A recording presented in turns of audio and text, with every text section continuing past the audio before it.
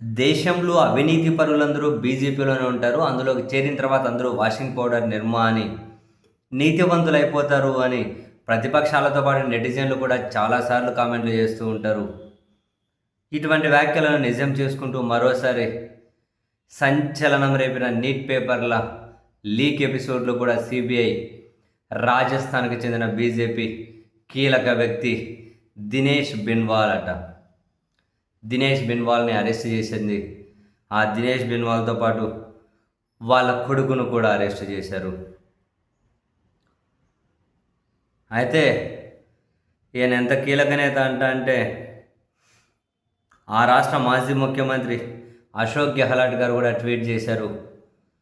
Neat paper leak గురించి రాజస్థాన్లో ఇంతకు ముందే వార్తలు వెలువడితే కొన్ని వివరాలు బయటకు వస్తే దాని మీద మీరు ఎఫ్ఐఆర్ ఎందుకు ఫైల్ చేయరు, దాని మీద మీరు ఎందుకు కేసు పెట్టరు అని మేము వరుసగా 3 రోజుల నుంచి డిమాండ్ చేస్తూ ఉన్న రాజస్థాన్ ప్రభుత్వం నిమ్మకు నీరెత్తినట్లు ఉంది.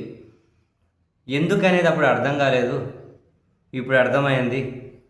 దినేష్ని అరెస్ట్ చేసిన తర్వాత, ఇంత కీలక నేతను అరెస్ట్ చేసిన తర్వాత మరికొందరు ప్రముఖులు లేకుండా ఈ కేసులో ఉంటారని చెప్పి ఎలా అనుకోవాలి? దేశంలో 23 లక్షల మంది విద్యార్థుల భవిష్యత్తును నాశనం చేసిన ఈ అంశంలో అధికార బీజేపీ నేతలే బయటపడుతూ ఉండడం దిగ్భ్రాంతికరం అని చెప్పి అశోక్ గెహ్లాట్ కూడా ట్వీట్ చేశారు.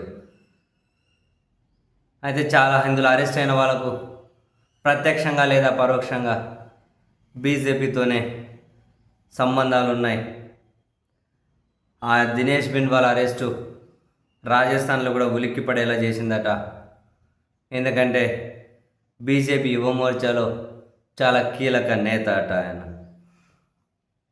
బట్ అతని తల్లిగారు వాళ్ళ భార్య గారు అయితే అసలు మా కొడుకు సంబంధం లేదు, ఇంత హై ప్రొఫైల్ కేసులో మా కొడుకుని ఇరికిచ్చారు, వాడు ఇట్లాంటి వాటిలో పాల్గొన్నాడు, దీని వెనకలు ఎవరో ప్రముఖులు ఉన్నారు, నా భర్తకు బీజేపీ ప్రముఖులతోటి సంబంధాలు ఉన్నాయి, క్లోజ్ సాన్నిహిత్యం ఉంది, మరి ఎవరో చేసి నా భర్తని ఇరికించినట్లున్నారు అని వాళ్ళ భార్య అయితే మీడియా ముందు గొల్లున ఏడుస్తూ ఆమె కూడా వాపోతున్న వీడియోలు సోషల్ మీడియాలో చక్కర్లు పడుతూ ఉన్నాయి. సో మొత్తానికి ఇన్ని లక్షల మంది జీవితాలను అంధకారంలోకి నెట్టేసిన ఈ నీట్ పేపర్ల వైఫల్యం, ఈ కేంద్ర ప్రభుత్వ చేతగానితనాన్ని మరోసారి అయితే బయటపెట్టింది. ఒకసారా 2 సార్లా, ప్రతిసార్లు లీకులే. ఇక ఆ లీకును దాచలేని పరిస్థితి వచ్చినప్పుడు ఇట్లా బయట పెట్టేస్తూ ఉన్నారు.